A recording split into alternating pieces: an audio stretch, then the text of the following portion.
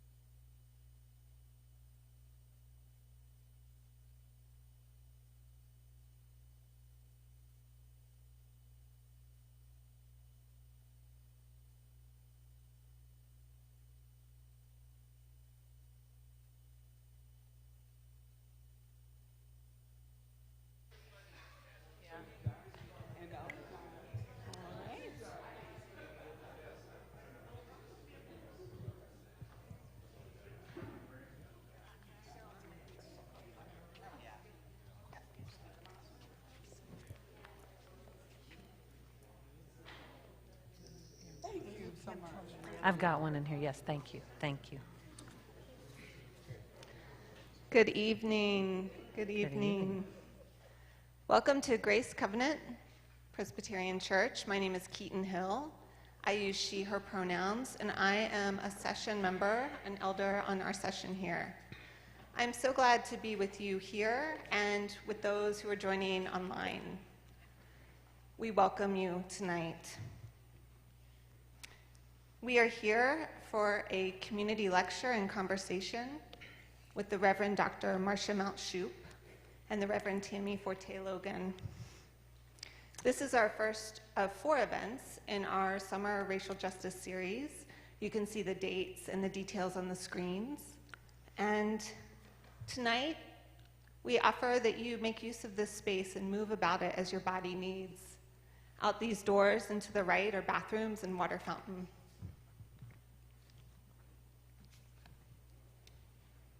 We start with the land acknowledgement.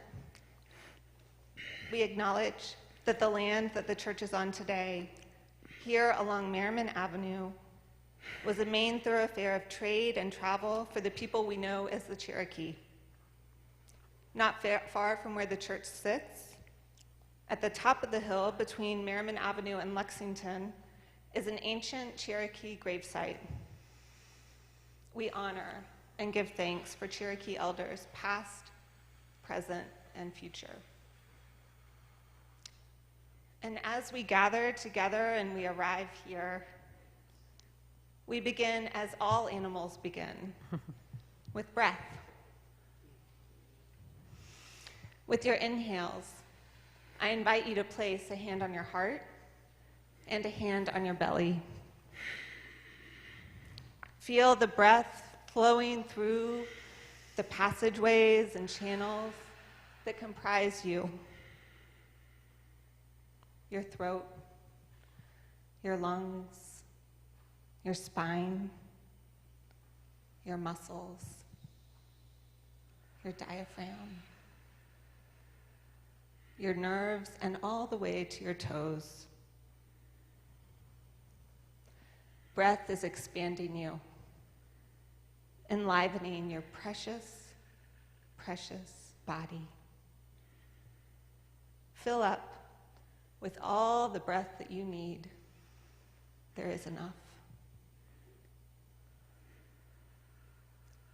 With your exhales, I invite you to open your hands outward and sense how you are contributing to the world, a giving back of what has been given.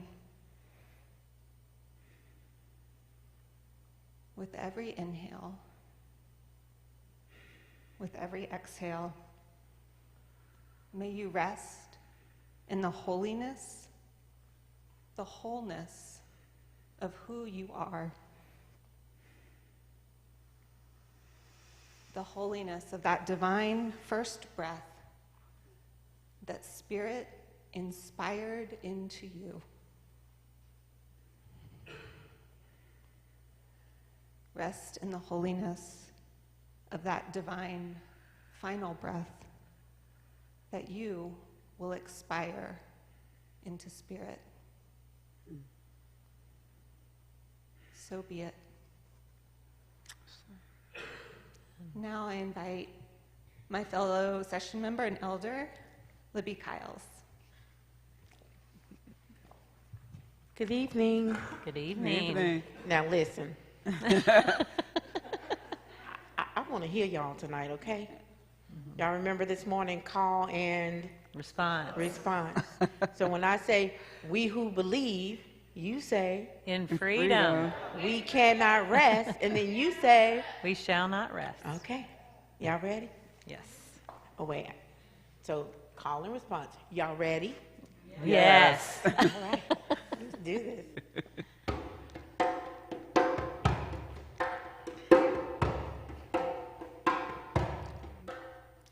We who believe in freedom cannot rest.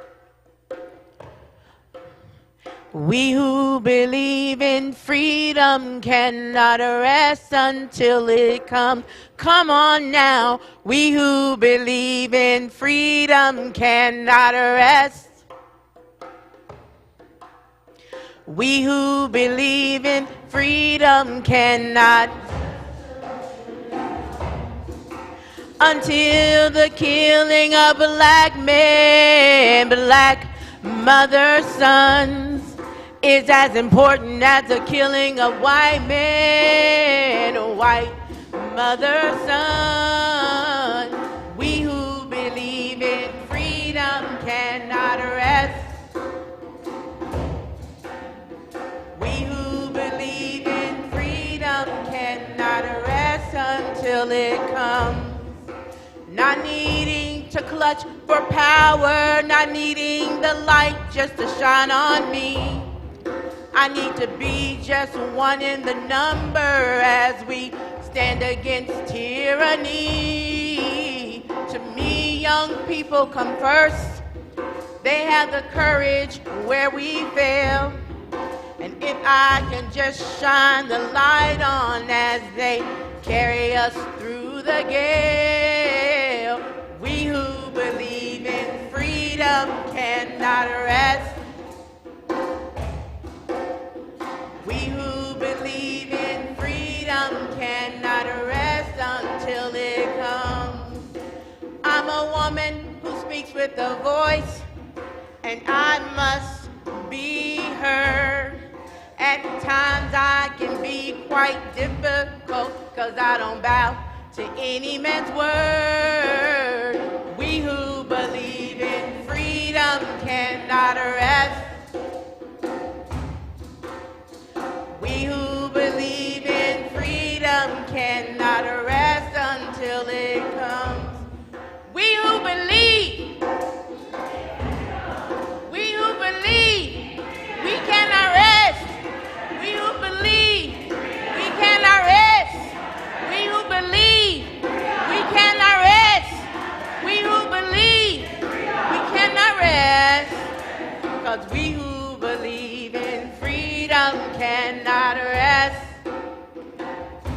No, we who believe in freedom cannot rest until it comes.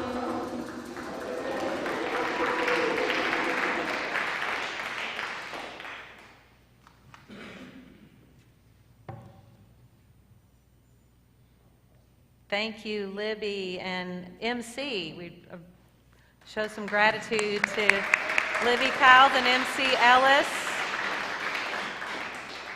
So glad that you're here, and I'm grateful to Keaton Hill as well, and our whole GCPC session for the ways that the session supports this important work of our community. I'm also grateful for our staff, and there are other staff members here, Amy Kim Cremus Parks, Richard Coble, and Micah Hayes, and Cliff Schlegel-Millich is here too. We're so glad to have some of our staff, but not all of our staff. We have an amazing staff here at Grace Covenant that too really leans in and supports this work. And members of our Power and Race team greeted you today. Mary Berg and Liz Huseman, and I believe Nancy Gaskin is also online and greeting people there. So we're glad that you're there. I am going to introduce my sister Tami Forte Logan, and then she's going to introduce me. So I better do a good job because I'm going first. So the Reverend Tami Forte Logan and I met not long after I got to Asheville, 2016. That summer was a really violent summer in our country. You might remember.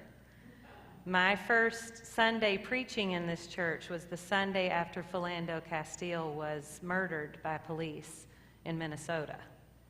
And I chucked my whole sermon that I had prepared and preached on white supremacy. And then Tami and I met one another.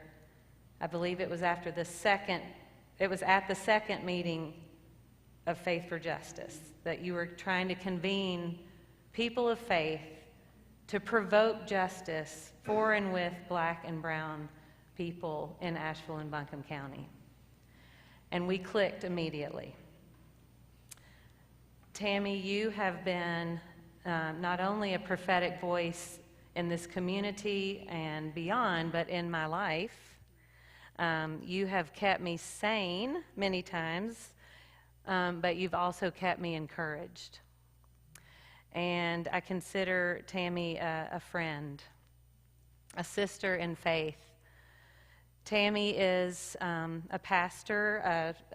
She is ordained in the AME Zion church. She serves a church. You may or may not hear about that tonight as we talk. But she has also served many churches in this community through her work as the Equity Missioner of Faith for Justice Asheville. And what Tami does with Faith for Justice is transformational.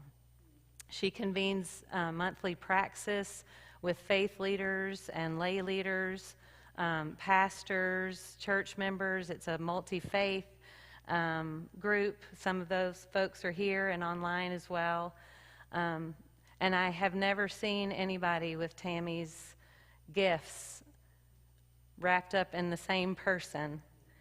Tami can be prophetic and so pastoral and meet the difficult places that white people can take collective spaces when we start to talk about race.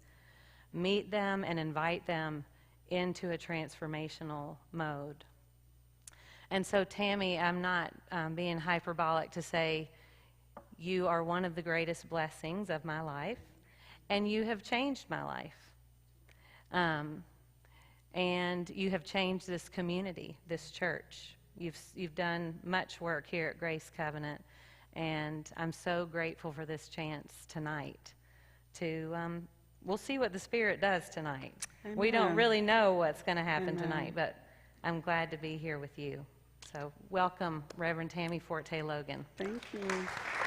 Thank you. Love you. Love you. I think I'm on. You're on, yeah. Well, good evening, everyone. It is it's a blessing to be here. And when I hear Marcia talk about me impacting this church or changing the church, I just want you to know I was not responsible for changing this, right? That wasn't because of me. Yeah, but I appreciate that. I appreciate you leaning in and creating such a beautiful space. And I know that is because you have a valiant leader. Marcia's right. I met her in 2016 when I was in seminary and really struggling with just all the violence that was happening to Black and brown bodies. And I met Marcia at the second meeting, which was at Land to Sky. Mm-hmm. And some of my white sisters didn't know who Marcia was. And, you know, we can be a little territorial. So like, who is this white woman? You know, and they were trying to protect me, I think.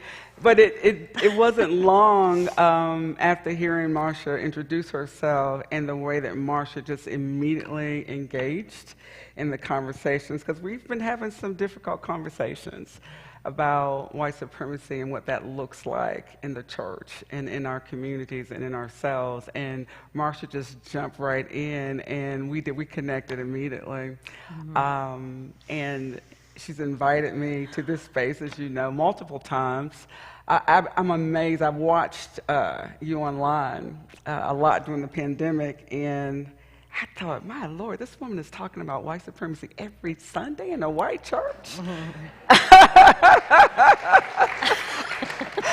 How is that possible? But Marcia has been on this path for a long time, as you know, and I'm amazed at your courage. Because it's not easy to do what you do week in and week out. And I know that you're doing it by the power of the Holy Spirit. Yes. But by your own convictions and what you've seen and what you felt in your own body. Definitely, my hats are off to you. And I often use GCPC as a flagship church when I'm talking to other congregations, particularly to my African American siblings who have a lot of challenges with white people, right? And white Christians in general. And I often refer to Grace Covenant because I see you doing the work. You're nowhere near where you need to be, right? And you know that. But you are on the journey, and you're very committed to that journey. And a lot of that is because of your leadership. I've talked to many pastors and been a part of many congregations and conversation, and, you know, it's risky to stand for truth and justice week in and week out, particularly with people who have a lot of social capital. That's not easy to do. But Marcia, watching you has taught me that when you are committed to following the will of God, it doesn't matter, right? And that God has kept you through it all. And this church is transforming. You don't know this. I don't think you do, but people all across this region are talking about this congregation because they see you. They've heard about you. They heard about this change too, right? But it's encouraging people, and it's giving them courage, right, to step up in different ways. And I see pastors who are leaning in a little bit more because of Reverend Dr. Marcia Shoop, right? You've given people a lot of courage. And Marcia is the first to reach out to newcomers who come to Faith for Justice. She's the first to challenge them. And I really appreciate that. And you are a friend, and you are a sister, and I love you dearly. And I'm so happy that you're here, and my prayer is that you'll be here for a long time until God is really finished here, right? Are you going to be here for a long time? 'Cause then I'll be here. I plan on being here a long time, unless the Lord does something differently. Let's make a deal. But I certainly feel called to this work and have for some time. And those of you who've known me for a long time know that I've been on this journey a while. But it's just in the last few years that I've had this incredible amount of hope for church transformation, white church transformation in particular, and that's largely because of you. So I thank you. Thanks be to God. Reverend Thanks Doctor. be to God. Thank you, Tami. Marcia Shoop. Love you. Love you. Love you, love you, love you. Thank you. Thank you. All righty. Thank you, Tami. All right, so we're going to dig in now a little bit. And I'm grateful for the way that we're all working together to kind of co-regulate during this time. We're supporting each other's nervous systems. And I'm grateful MC's going to especially help us at a few different junctures when I give her the high sign, and we'll continue to pay attention to our bodies tonight, because this is not just about ideas or concepts. This is about our bodies and the way our bodies carry trauma and the way our bodies are assimilated into the violence and cruelty of white supremacy culture. So let's just take a deep breath on that. We're just going to start with that. Micah, could you put up the slide with the Routledge handbook? I just want to say a minute about this chapter that I had the opportunity to really thematize some of this work. And it is work that I've been doing for several decades now, both academically, spiritually, personally, and ecclesially, and in other settings, not just church settings. This handbook just came out in 2023 by Routledge Press, and it is about the body and religion. It is multi-faith. It's a textbook, really, so don't get too excited about it. But I do have copies of my chapter. That's great. And if we run out and you would like one, just let us know and we can get you one.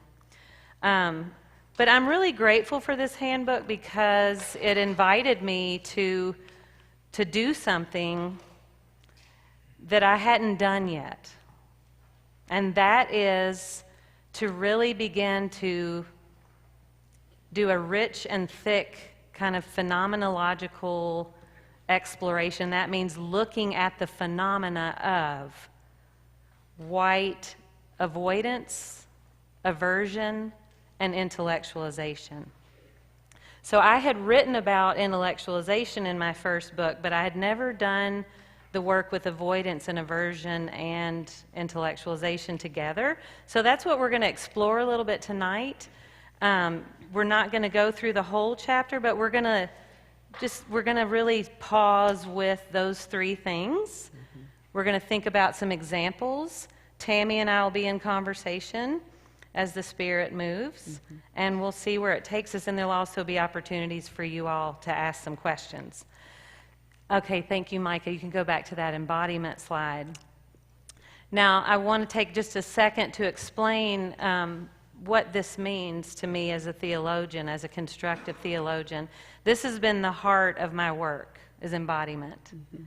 And the reason this has been the heart of my work is because I grew up in the Presbyterian Church, which is a very disembodied tradition. I call it a disembodied ethos that really formed me. It's your body is a problem. It's a distraction. It's not to be trusted. It's to be, the Presbyterian Church wasn't even the purity culture people. We're just the quiet hatred of your body that don't cough in church, don't move in church. We're the frozen chosen. The frozen chosen. And I do a substantive riff on the frozen chosen here in this chapter. I won't do that tonight. But basically it means check your body at the door. When you get to church, you just need your brain. It's just about thinking. It's just about ideas. It's just about doctrine. It's just about debate. And that is intellectualization. Part of what intellectualization does is it keeps us in our brains to protect us from difficult emotions. And one of the things that really woke me up to this disembodied ethos that formed me was I was raped as a teenager and then lived for years with that secret shame and was in an abusive relationship and stalked for years and didn't tell anybody. It was just a shameful secret that I had. And I realized as an adult when I started doing some healing work that the church really kept me in that abusive relationship. It was one of the keys that kept me there. And my plan was to marry my abuser because that was the only way to make it okay. That was the only way to make it right. And if I had done that, I wouldn't be here today. I would be dead. And I almost died several times. So I'm thankful for I'm here and I'm fully alive and I'm not afraid to tell you that the church harmed me, and I want the church that harmed me to heal. And so it's with that conviction that I come to you with these concepts. Embodiment means I want your whole body here. I want my whole body to be able to be here. And I want us to support each other as embodied beings. So breathe, move, shake, cry, sigh, yell, whatever you need to do. It's okay for your body to be here, and mine's going to be here too. I might do all those things. Micah, could you move to the next slide about white supremacy? I think there's a slide that has, thank you. So this is another term we need to unpack. Now, my Grace Covenant folks are like, oh, that slide again. We have that slide up all the time. So I'm very grateful for Tema Oken and her work with Kenneth Jones and her white supremacy culture paper. She's recently done an update of that paper, the paper on the paper, called Divorcing White Supremacy. And I just really appreciate these character traits of white supremacy. Now, the green ones are ones I've added. The ones that I don't feel she explicitly raises up that I do feel are a part of the way white supremacy shows up. So I'm just going to read those out loud because it's hard to see. But individualism, paternalism, perfectionism, either or thinking and binaries, one right way, disembodied, commodification of bodies, transactional relationships, dominance, hierarchies, power hoarding, a sense of urgency, and I put in the parentheses only about some things. Right to comfort and conflict avoidant, and I put there weaponized manners. Manners are a huge tool of white supremacy. Niceness is a tyranny. Rationality over emotion, the myth of objectivity, that is that whiteness leans a lot on this idea of objectivity, that there is a normal, there is a normativity that comes from whiteness and white mentalities. Defensiveness. That might come up for you some tonight as we go through these concepts. You might feel some defensiveness in you, and that's that protective part of you that's really scared about what this might mean for you. And it's okay. That part of you is not bad. It just might be overperforming because the world needs to change. So we need maybe that part of you to just rest maybe a little bit more, but it takes some doing. The last two are systemic gaslighting. I'll be talking about that a little bit. And I put in parentheses, appearances are everything. And that was huge in my family. Like, if you're a mess, clean up before you go to church, because to get to church you have to be fine. And tell everybody that you're fine. And act like you're fine. It doesn't matter if you're really fine or not. Just say you're fine. And then punitive, not reparative. So that's a lot. That's a lot. Okay? And don't worry, we will work with some of that, okay? Anybody have any questions about that before we go to white Christianity? You're like, what? We just did white supremacy. Why do we have to do white Christianity too? Yes. So let's talk a little bit about this term white Christianity, just to get it out on the table so that we can understand, first of all, my friends, my siblings, there's a such thing as white Christianity. White people don't like to think that. We want to just think that we're just Christianity. That it's not, there's no such thing as white Christianity. Yes, there is such a thing as white Christianity. And I'll just say that white Christianity is a very distorted form of Christianity. So I use that term with some sadness. And I use that term with some activation. So white Christianity is something that I'm very grateful to James Cone for the way he talks about white Christianity in a lot of his writings.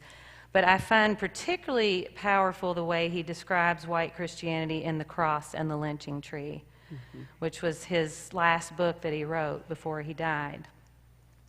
He describes the kind of generational resistance of white Christians to see that their practice of Christianity has anything to do with whiteness. And he says it this way: white supremacy tears faith to pieces and turns the heart away from God.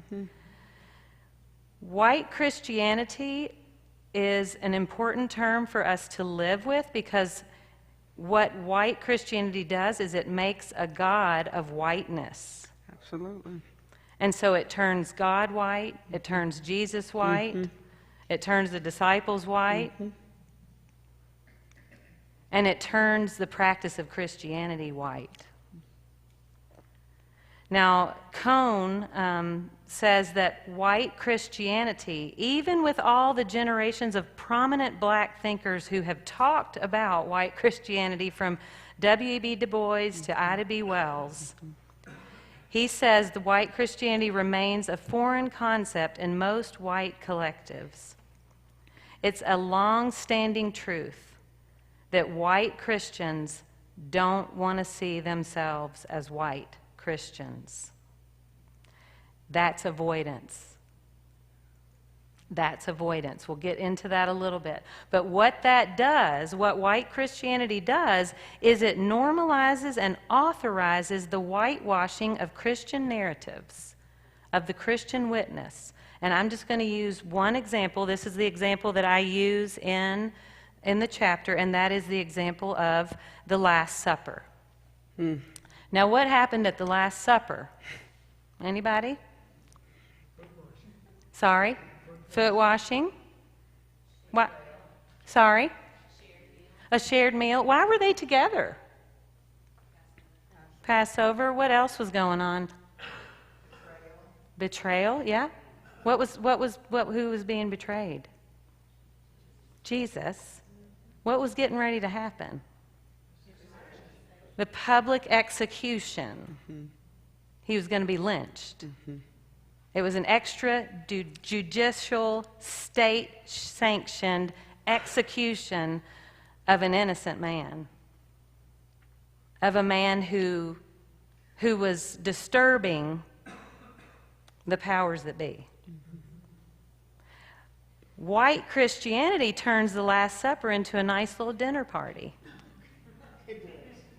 A nice little dinner party, kind of like hors d'oeuvres at the country club. Everybody's dressed up nice. We don't talk about anything too uncomfortable. Our liturgy is very moderated, muted for such a violent, tragic, and powerful event in our spiritual DNA. I mean, just imagine for a minute that someone who's been your leader knows they're going to be executed. And they call together their chosen family and their friends, and they say, I'm going to be killed. My body is going to be ripped apart into pieces.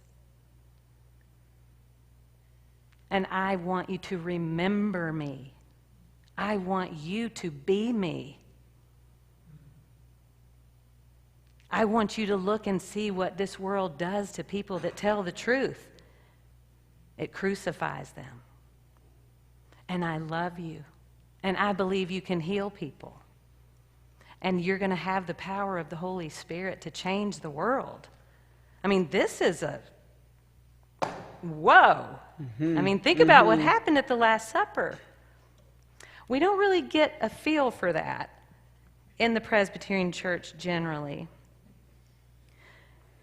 But still in our bodies is the blood memory. That when God came to the world, he was crucified. He was murdered by his own people. How white supremacy culture conceals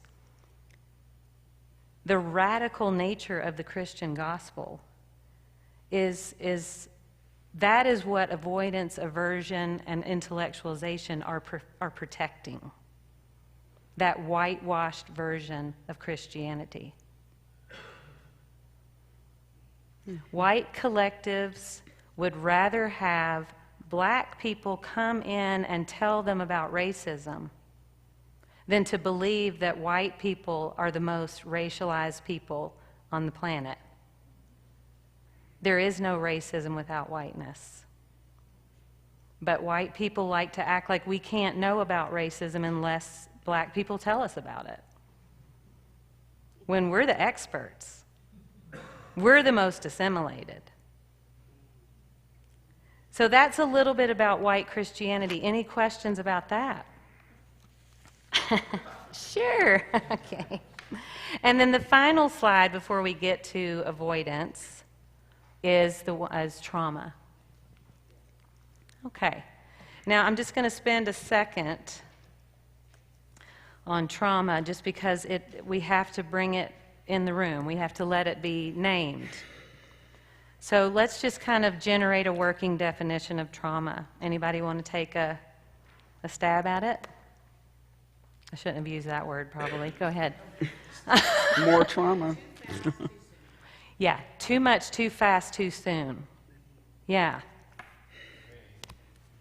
Pain. Not enough for too long. Yeah, not enough for too long. Thank you, MC. Yes, very powerful. What else? Survival as existence.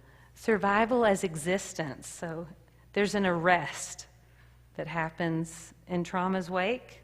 The body goes into what I call the survival switch, and it starts to just be at a very low grade of experience because that's how it can survive, right? Memory and some arrest of memory. Where does traumatic memory live?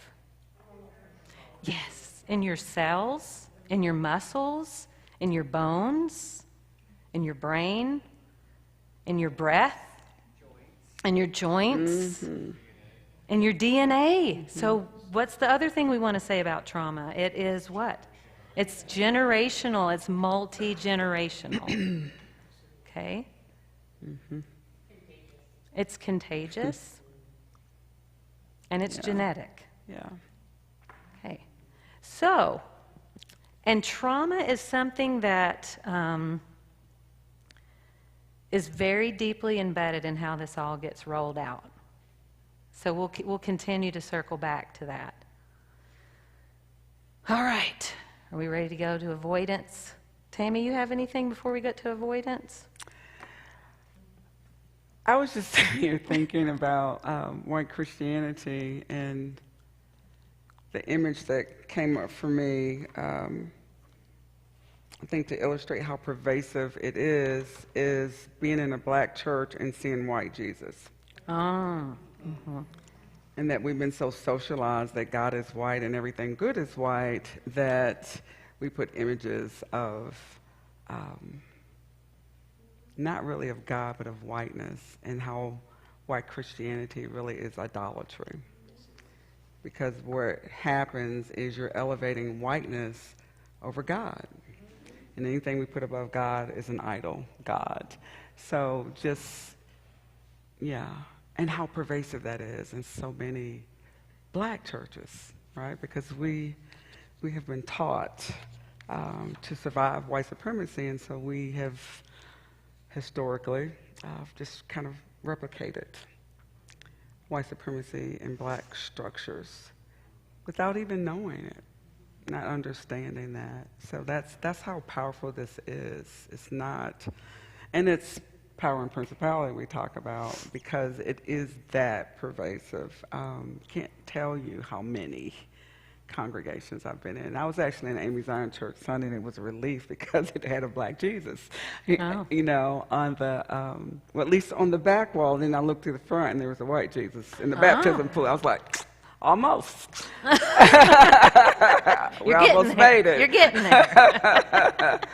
But yeah, that's how it really infects society, because we all have believed that imagery about who God is and who Jesus is, and it speaks volumes to the way that we practice Christianity. So yeah. That's it. Thank you. And it's important to remember how much white supremacy culture is concealed. And by things like normalcy and propriety and respectability and virtue and niceness and piety. Right? So these things that we don't even think of as racialized are highly racialized. Yeah. Thank you. So let's get to avoidance. I'm going to go to slide 10. Micah, that says avoidance at the top. So avoidance, aversion, and intellectualization are all defense mechanisms. And defense mechanisms are very human. Okay, we all do these things. That's how we protect ourselves. So that in and of itself is not a bad thing, but we're talking about these things tonight in terms of collective culture. So Resmaa Menakem says when trauma goes untreated, right, it becomes family systems, it becomes culture, it becomes personality. It becomes calcified as just the way things are. So when avoidance becomes a collective strategy, a collective culture, okay, that's when it can become something that not only is maybe protecting certain individuals from dealing with emotions they don't want to deal with, but is keeping a whole culture static, stuck in the inability to deal with emotion, to deal with difficult emotion.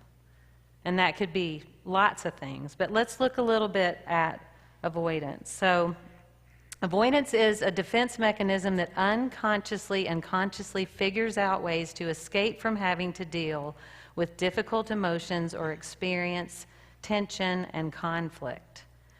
So one of the character traits of white supremacy culture is avoidance of conflict. We do a lot. We have we have so many different ways we avoid conflict. And niceness is one of them. So, Micah, you can go to the next slide. The Psychological Guild classifies these avoidant techniques as maladaptive when the avoidance behaviors chronically interfere with one's ability to face difficult issues, feelings, or challenges. So when we think of this as a collective strategy and we look at the state of our world and the way colonization and systemic racism and systemic poverty and heteronormativity and all of these things have a grip on our culture, would we say that we collectively are that these things are chronically interfering with our ability to face difficult issues, feelings, or challenges? Absolutely. And the interesting overlay when you put it in the context of church is God is teaching you to avoid things. God is the stamp of approval on the avoidance. You can go to the next slide. Avoidance can manifest in avoiding certain places, topics, or situations. Part of avoidance can be relational and manifest in avoiding conflict or discussing problems with particular people or in particular contexts. Now, let's look at how this shows up in white collectives, namely in white churches. So one of the main activation points of avoidance in white faith collectives is first the very suggestion that a white church or a white collective is white. Just bringing up that word, white, the suggestion of whiteness itself is the thing that sparks the avoidance. So what a withering pattern. You can't even talk about the most obvious part of what's happening. That in and of itself shuts the conversation down or creates these patterns of avoidance. Now, for Grace Covenant people, you know, we talk about whiteness a lot. Have you seen any patterns of avoiding certain places, topics, or situations in our community? Have you seen that at work? Anybody? Yes, Barrick? Minimization, yeah.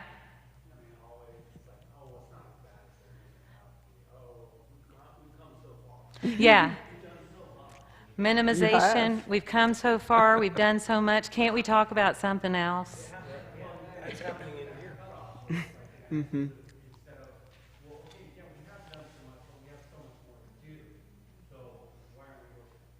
Mm-hmm. Right. Yeah.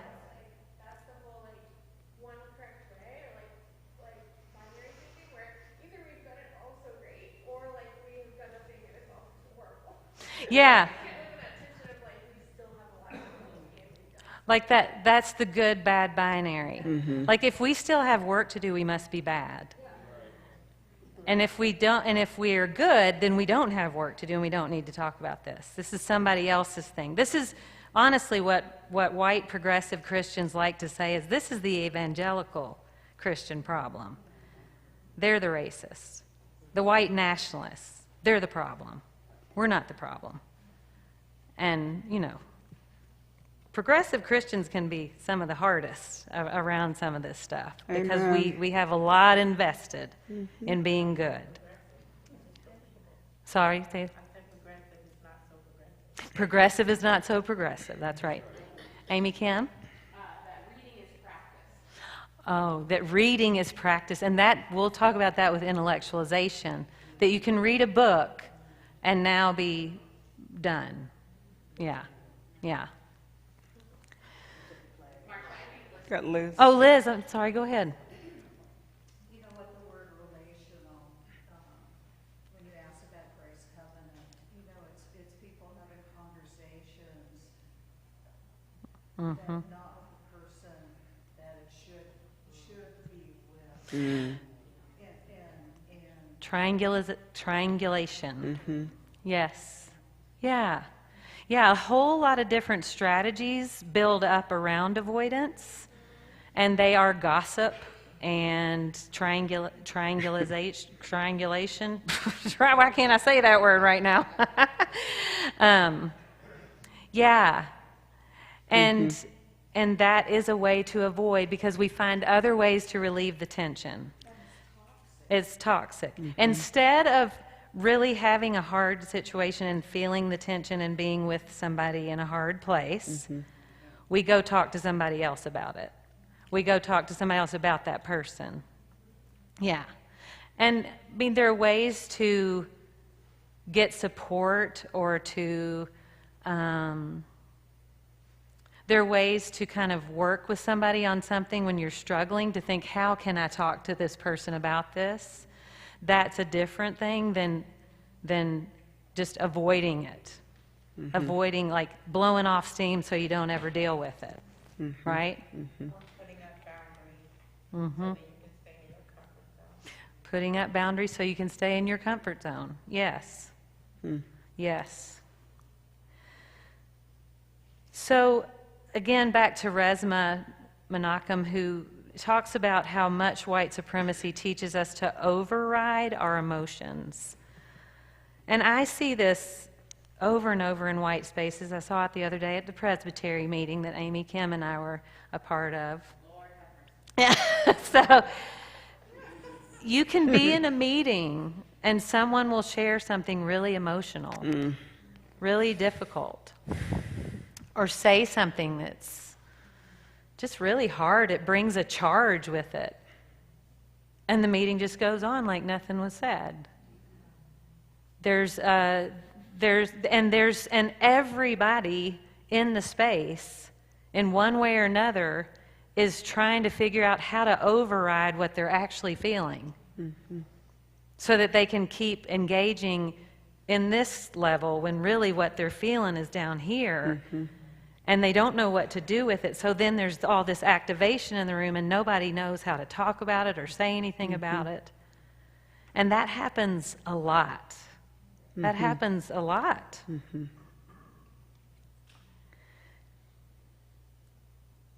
The other thing that we've already alluded to in terms of avoidance and how avoidance gets tended is the tyranny of niceness. So in white Christian collectives, it's more important to be nice than to deal with conflict. Tension is then relieved with things like gossip, triangulation, just what we were saying, passive-aggressive behavior, stiffened postures, and emotional numbing. Emotional and relational fires are ignited with these avoidant tactics, and they set off things like rumors, shaming, blaming, transferring anxiety onto something that is not actually the issue at hand, like moving a piece of furniture in the sanctuary. So do we think that, I mean, there were feelings about taking the pews out. And those feelings are real, right? And they also are proxy for some other bigger feelings that people don't know how to talk about or don't feel they're allowed to talk about. Because part of what happens when we take pews out is we're saying that some of the ways we've gotten used to doing things are going away. And there's some other things that are going away, right? There's some other things that are going away. And so white culture and white Christianity creates a lot of different red herrings. These are things that we say are the issue, but really aren't the issue. And so then when we get into conflict around something like the pews, then what do people want? First and foremost, what do they want when there's conflict? They want avoidance. And what do they think is the way to get out of conflict? We need to be unified. We need unity. Yeah. Right, somebody to blame. Unity and getting along become more important than pursuing justice or transformation or mutual liberation. So unity is always about some kind of conformity. Exactly. And it is most often in white collectives, unity, conciliation, compromise, tolerance are always at the expense of black, brown, and indigenous people. White people habituate to a brittle kind of peace instead of looking at the truth of white supremacy, and they're okay if they're casualties because it's not going to be the white people. Now, there is also this pattern that I would call a syndrome of avoidance. Okay? Now, this syndrome of avoidance, I would say, really does show up a lot in progressive Christian churches. And here is one of the main examples of that. For several decades, I've been doing this work. I've done it all over the country as a consultant, as a pastor, as a theologian. I cannot tell you how many times I have heard in white dominant churches, well, we'd like to work on race, but we can't because there's no people of color here. So we can't talk about. If they would just come here, could we get a sister church? Could we do something to get black people to come here and tell us about race? I remember teaching a class in California, in Oakland, and one of the white women in the class said, well, I just don't think I have anything to add.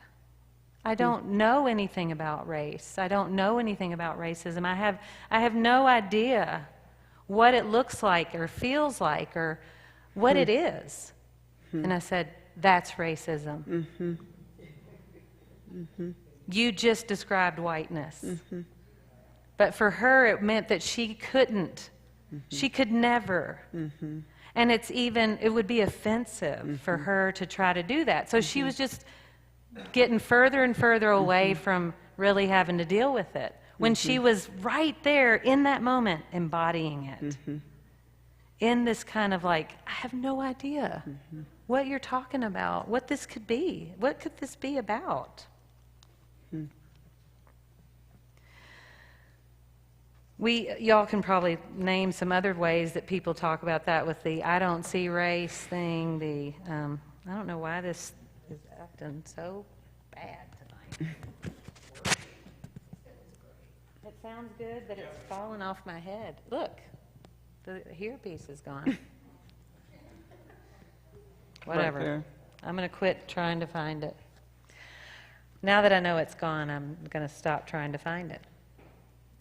Okay, so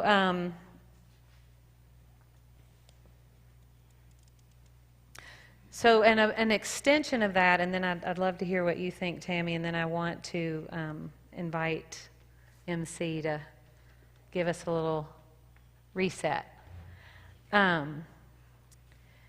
is how much there's a voyeurism in white Christianity around black pain. That's an understatement. Yes. And white Christian collectives will often assert, and I still hear it at Grace Covenant too, that they need to hear personalized stories of racialized aggression from black people. That they need to hear from black people about meanness, about microaggressions, about their daily life, and there's a voyeurism to that. Yeah. To make it true, a person of color has to bare their soul. And this is why this collective approach, this collective defense of avoidance is violent in white collectives. It's violent toward people of color. And I can see how exhausting it is for people of color to be in white spaces when they're constantly asked to validate, to describe, to prove. And we've seen it over and over again. Yeah. So I don't know, Tami, if you have anything about that before MC does a little break with us. Yeah, I would just say that racism is painful when you live it day in and day out.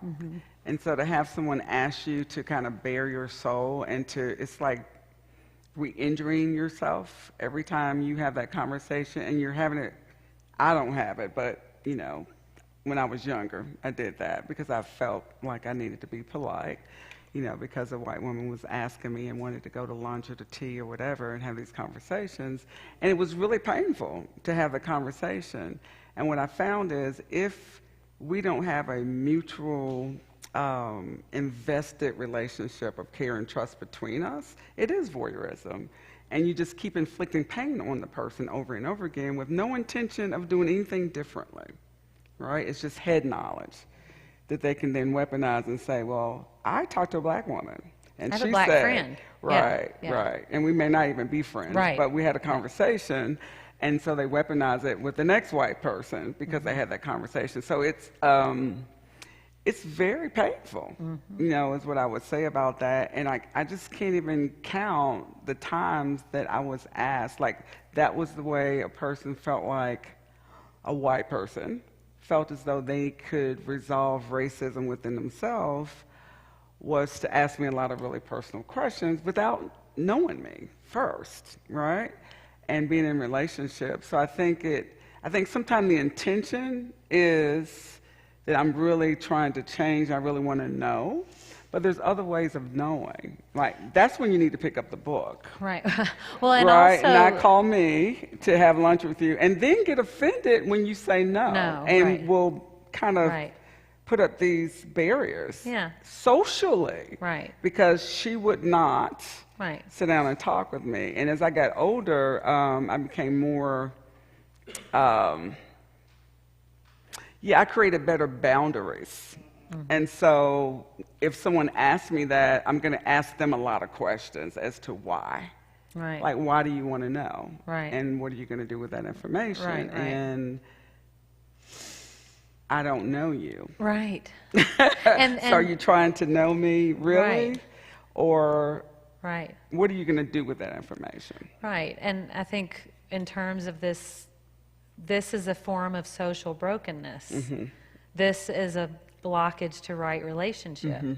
And again, it's not just voyeurism for voyeurism's sake, but it is a way that avoidance gets deployed. Right. If racism is your thing, and I can just listen to you about how hard it's been, and I'll never be black, Right. you know, so I'll never have to go through that. Right. Then it's a way for me to not have to deal with the fact that I don't want to look at the fact that my life is built on that pain. Right. Absolutely. My life is built on not accepting any part of that. Yeah. And the thing is that when people have that voyeuristic take, right, on what racism is for a person who resides in a black or brown body, and they witness the same things that that black person experiences, like we experience it in our body. They're seeing it with their eyes. They're seeing it with or through a lens of intellectualization. But it does harm them. Yes. Right? And so what I think is the most insidious part of racism for white people is the perception that you are not being hurt by this. Yes. You know, it's just black and brown people who are being hurt. Now, you may not be lynched on the tree, but because you can watch someone being lynched on the tree and it not affect you in any way, there's some soul damage that's going on. There's some spiritual deficit that's happening. And yeah, you're losing your humanity and you're losing your relationship with God. You're losing your ability to be in relationship with Absolutely. anyone, Absolutely. with God, with yourself, That's right. with others. That's right. That's right. And it's a death of the soul. It is absolutely that. Yeah. And, you know, I'm visual, so, you know, as we're talking, one of the most challenging visuals that I've seen of lynching is, and many of you may have seen it, is with the little white girl who's eating popcorn or peanuts or something, and she's watching a man be burned on a tree. So that, you think about a young child that can detach from her body, from her soul, and watch a human being being tortured, maimed, burned, and feel nothing. And she has children who are taught to feel nothing, and they have children who are taught to feel nothing. So you have all these disembodied people, you know, interacting, and that are severely damaged spiritually, and releasing that wherever they go. Right. Because it doesn't just reside in them, like it impacts other people. So, you know, when I talk about powers and principalities and I think about demonic spirits, they are disembodied. Yeah. They don't have bodies. They need hosts, right? And so we have humans who are walking around who are also disembodied. So what do you think happens? Right. You know, there is a interaction that happens between evil spirit and disembodied bodies, right? And that's what we sometimes forget. And part of white defensiveness around not wanting to talk about whiteness is they equal whiteness with being white, or being a white person, a person with white skin, when whiteness is a carrier for this distorted, demonic way of being in relationship with other human beings. It's what has enabled, you know, everything from capitalism to slavery to the commodification of bodies to the destruction of the planet. You have to be numb to be able to do those things, right? And so, MC, we need you to do a reset now. And so I just want to say that, you know, there's a scripture that, you know, the adversary is like a roaring lion, seeking whom he may devour. And the mission is to kill, steal, and destroy. And so when you look at whiteness, killing, stealing, destruction, it's demonic. So we've got to begin to, like, name that. It's not just skin. No. It's not just culture. It is spirit. It's a distortion of the human soul. And it's not the Holy Spirit. No. Right? So we've got to really contend with that as people of faith. You know, that's why I think this work is so important in churches. In the church, yes. Right? Because we have kind of created this foundation to uphold it. We who are supposed to only worship the Lord God and God only, right? But we've created this foundation, and it's so pervasive. It connects to every institution, every system in our world. It starts with us. So as people of faith, we are the ones that are going to have to put the work in to dismantle. We really are the only ones that have the power to do so. Amen. But we don't do that, right? We don't use the power that God gave us to bind whatsoever is on earth will be bound in heaven. Whatever is loosed here will be loosed in heaven. We have the power to do that, and we don't. So, yeah, I need to... Come on, MC. Come on. Here, you want a mic? Well, for the folks at home, yeah. Yeah, and people feel free to move. And So because our bodies or our nervous systems doesn't know the difference between a physical threat and a social threat, we will go into fight or flight the same way, right? So we may have some amped up energy right now or some shut down energy around the things that we've been hearing. So I'd like to lead us in what I call a rapid reset and a grounding rapid reset. So I'm going to invite you to close your eyes if you feel safe in this space. Or maybe cast your gaze downward, please. I'm going to ask you to notice your feet on the floor. Notice your toes in your socks or your shoes or your sandals. I'm going to ask you to rock your foot or your feet, heel toe. And feel your toes and your heels when they hit.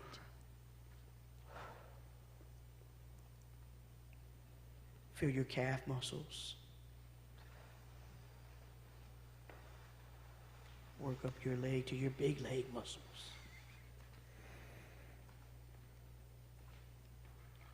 Move up to your stomach. And if you are clenching your muscles in your stomach, release those, please.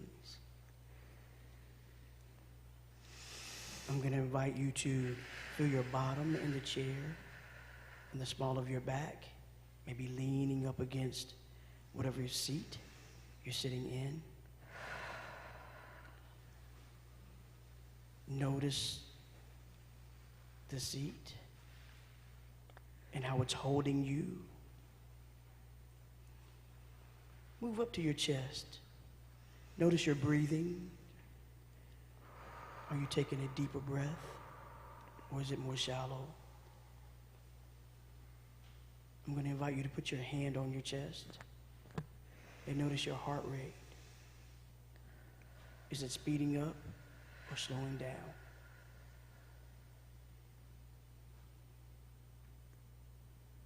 I'm going to ask you to notice your shoulders.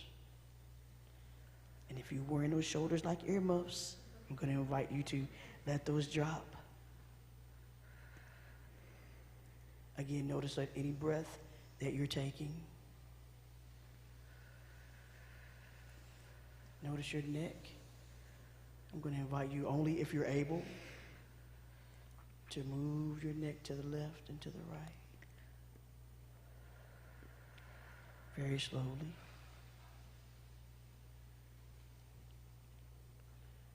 So I'm going to get you to notice, once again, your heart rate, your breathing, and your muscle tension.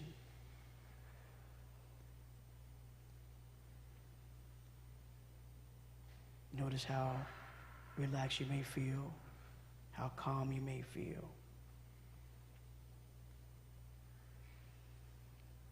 And bring yourself into this moment, into this space. And we're back. Thank you, MC. Thank you. You'll keep breathing. We're going to go now to aversion. So let's go to slide 14.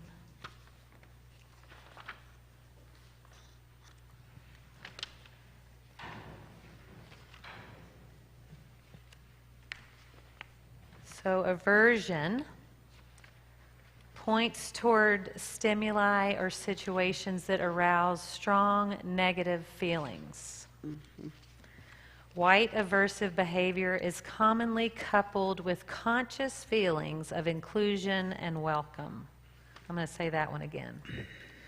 White aversive behavior is commonly coupled with conscious feelings of inclusion and welcome. Next slide, please. This is a definition from John DeVideo and Adam Pearson and Louis Penner. The combination of conscious, explicit, egalitarian attitudes coupled with non-conscious, implicit racial bias characterizes aversive racism. I believe there's one more slide. Oh, you want to take a minute with that? Yes, please do. The combination of conscious, explicit, egalitarian attitudes coupled with non-conscious, implicit racial bias characterizes aversive racism.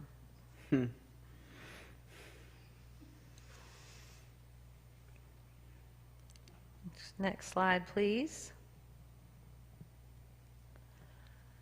So the thing to understand about aversion, it's this mix of unconscious and conscious, and it is bodily habituations and limited self-awareness together, creating these aversive patterns.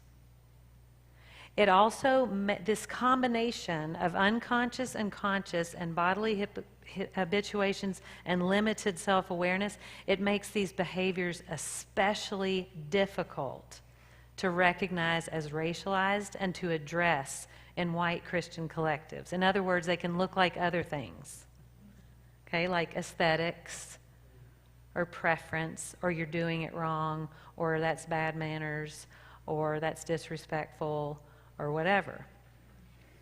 So let's get into a little bit more specifics. White dominant churches consistently have members who have bodily reactions to the presence of black indigenous people of color that contradict their conscious views on race. Okay, so this is where the whole progressive white Christian thing comes in.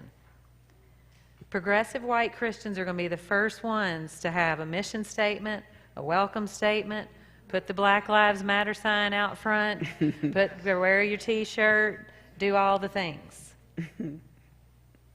And often those are the same people and the same communities that when black people actually start to show up and take up space, they will leave.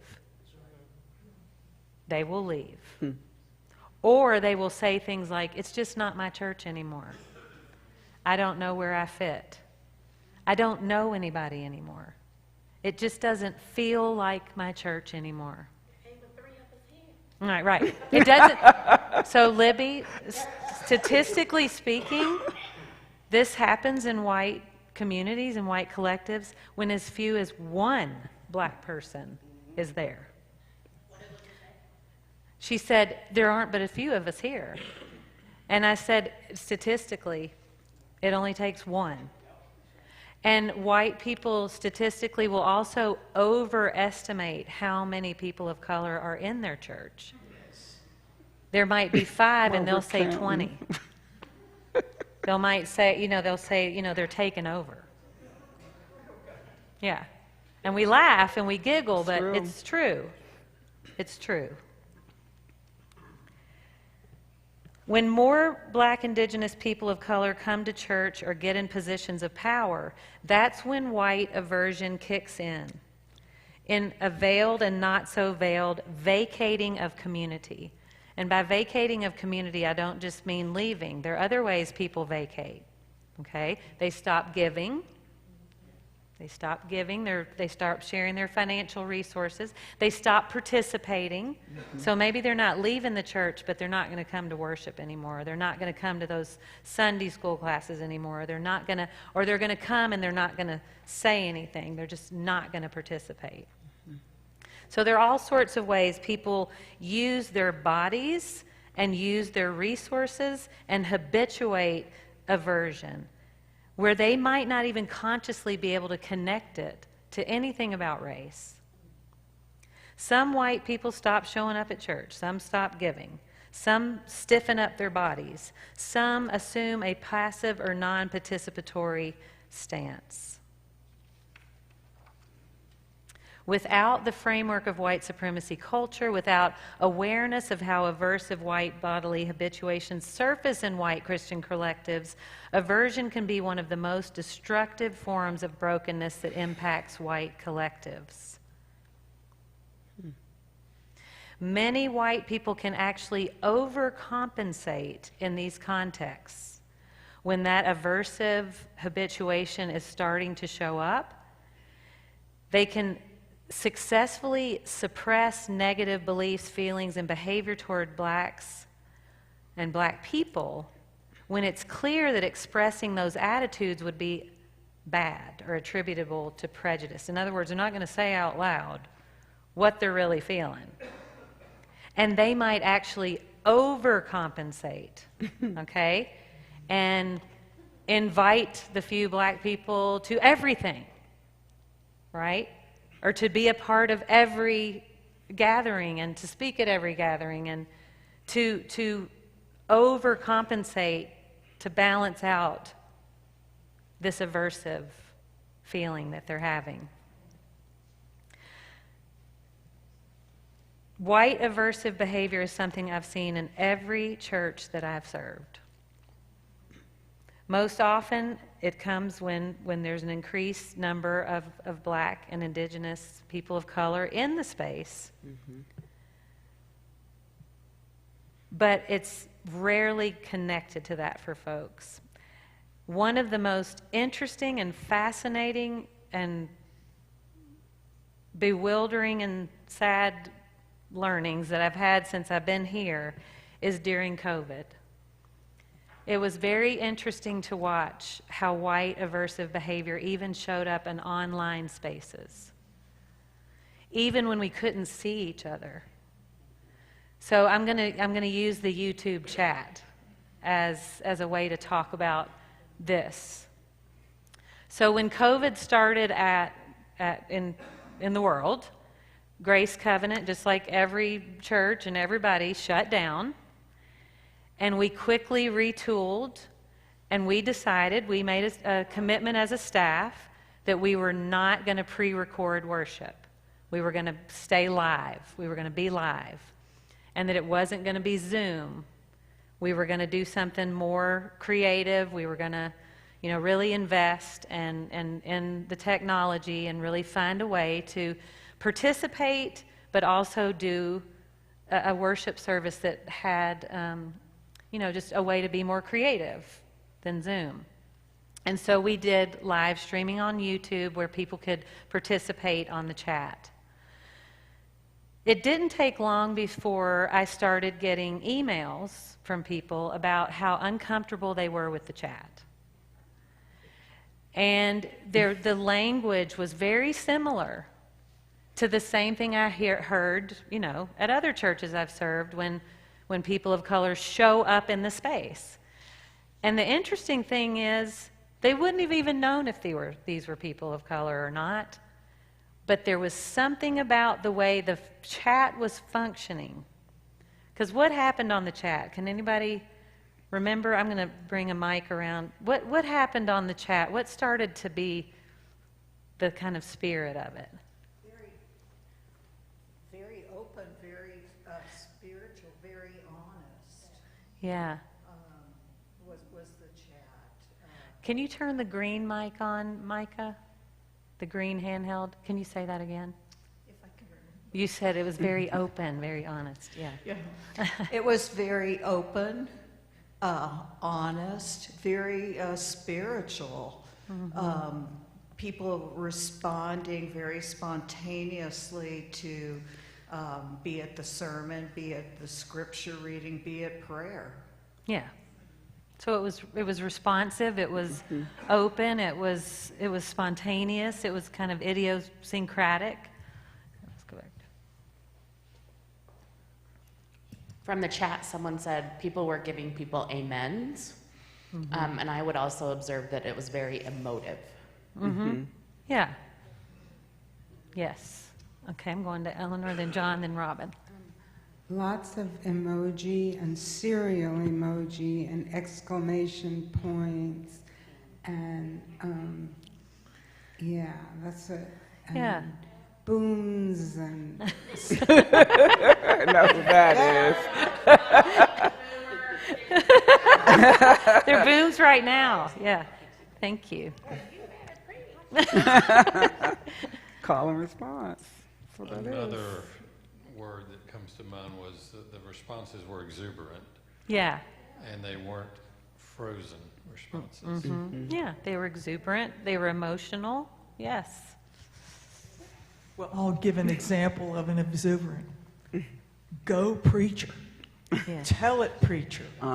Preach it, preacher. And at first I thought, whoa, what's going on here? And I thought, oh, yes, this is what's going on, and I like it. Yeah. Anybody else about the chat? Your experience of the chat? Yes, Lynn. Okay, it took me a while to figure out how to access the chat. But then I realized, like, a lot of people, like, where are all the people that used to come to church? Are they don't know how to use the chat, or they're just too timid, or like, what's going on with that? A lot of people never even participated in that way.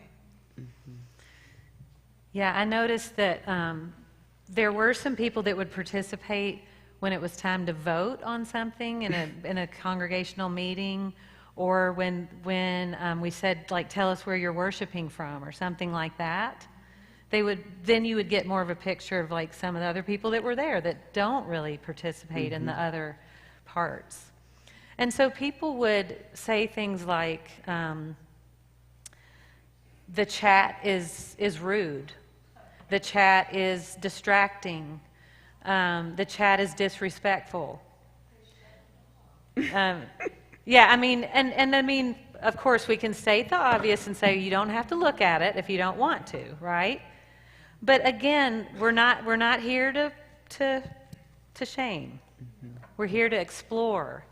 And when we look at it from the perspective of white aversive habituations, I can guarantee that all the folks having stuff about the chat wouldn't understand that as a racialized thing. And it very much dovetails with the way white supremacy tells us there's one right way to do things. Right? And the weaponization of manners. Remember I told you that is huge in the way white supremacy stays in place. Now at another church I served, things were busting open there.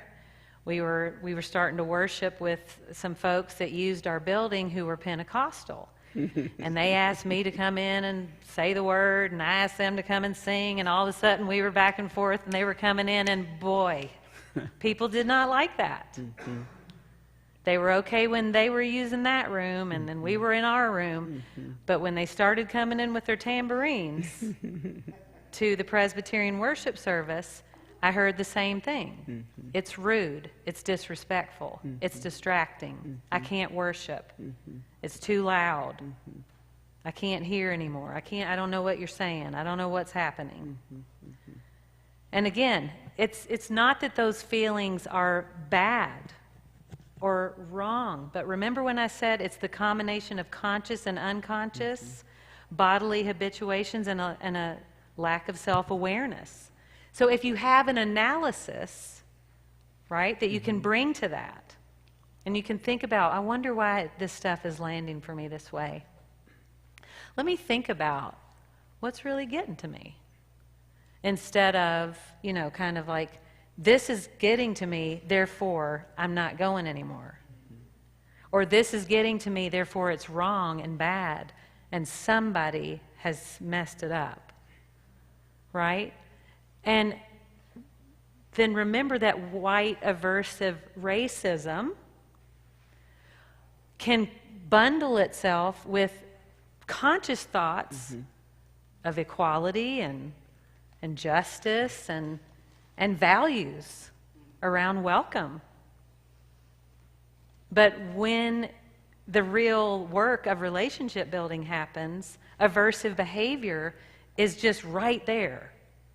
It's right there. And it's so strong that it'll make people leave a church they've belonged to for decades. And so think about that. Think about the power of this and how it takes up space in your body. And how it creates these visceral reactions against things that aren't going to hurt you, but it feels like they are. It feels like they are, and it does feel threatening, right? So, yes. Wait, let me get the mic. So what I'm feeling right now is when you're on sort of the other end of that, where you're in a space where a lot of that behavior is going on, it's hard to hold on to yourself because you start feeling like you're the crazy one. Oh, Well, gotcha. they must all be right. I must be. I mean, I'm starting to just sweat because I've been in that kind of space before, where you virtually take your clothes off in front of people in terms of showing your vulnerability, and everybody just, or that made me uncomfortable. I wish you wouldn't do that. So I think that's another thing, because I think people who are sitting here are probably going to have moments where they feel crazy about why is everybody reacting like this. Thank you, Marilyn. And that's where that's part of why we're talking tonight, is it's so important to have some language, some framing, some analysis to bring to what we see and how it feels and how it hurts and how it discombobulates and disorients us, right? Yes. From the chat. Okay. There was some comments. Is it on? There was comments about hearing it from our elders. So maybe if you and Tami can speak to what it's like to hear these kinds of responses for people from their elders and how that dynamic plays in to relationships and trying to figure out kind of respectability politics with And with by elders, you mean older people? folks, not Correct. Presbyterian, not Presbyterian ruling elders. right? Although Yes. some of them might do it too. Right, as in older more respected people in your community. Yeah.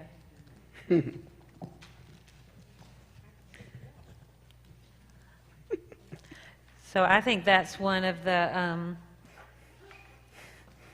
I'll speak for me. This is me, Marcia, as a human, as a... Pastors are human? Yes. Oh, okay. It hurts. Yeah, it does. It hurts. Especially when it's people that you've had long, deep relationship with or been with through hard times. And to me, what it underlines is just the power of these defense mechanisms. And you could think about this on an individual basis, like if you don't do your work, if you don't go to therapy or whatever, and kind of explore what these things are for you, and then you times that by, a whole culture, the order of magnitude of these things. And when we do these on a collective basis, then what happens? Well, it becomes something that is really affirmed. So not only does somebody feel this way, but then a lot of people feel that way. And so then it's, and so then it does become the situation where folks who are leaning in start to feel like, well, what happened? Like, what's wrong with me? Because I'm not feeling that, Yeah. And there is a painful quality to, for me, what it is just the way that we're all really struggling to have healthy relationships in a white supremacy culture, and how much it takes from us. It takes our joy, it takes our freedom, it takes our ability to just be together. And that's sad, that hurts. And it trivializes the church. And as a pastor, that was Marcia, the little girl that, wraps up in a blanket at home and cries sometimes about it. But as a pastor, I know that's what happens. People come and they go. Yeah. And you have to not build a culture around the